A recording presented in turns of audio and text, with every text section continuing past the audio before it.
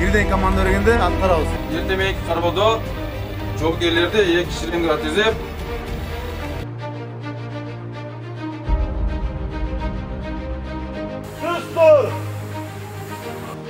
Жигит киши бир эле жолу ант берет. Ушул антыбызга баардыгыбыз бекем турушубуз керек. Командирлердин жана башчылардын буйруктарын аткарууга ант берем. Керек болсо өмүрүмдү дагы аябага ант берем. Атамекенге кызмат кылам.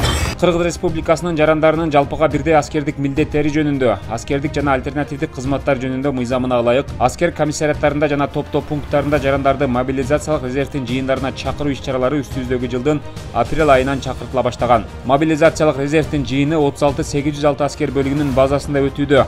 Мобилизациялык резервдин жыйынына Кыргыз Республикасынын бардык региондорунан келген 22 жаштан 40 жашка чейинки жарандары чакырылып, алар 1 ай бою аскердик негизги талаптарды окуп үйрөнүп, бүгүн 2022 жылдын 7-майында мобилизациялык резервдин жыйынына келген 250 жоокер аскердик антка келтирилди.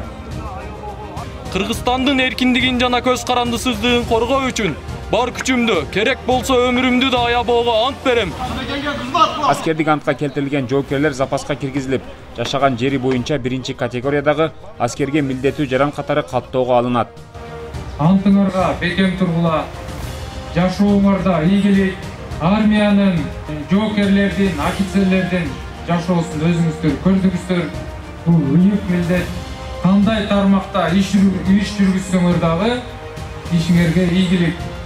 Эскерте кетсек, жогоруда белгиленген мыйзамдын 21-беренесине ылайык 22 жашка чыккан, аскердик же альтернативдик кызматтарды өтөбөгөн, аскерге чакырууну кийинкиге калтырууга же бошотууга ээ болгондор мобилизациялык резерв жыйындарын өтөөгө укуктары бар.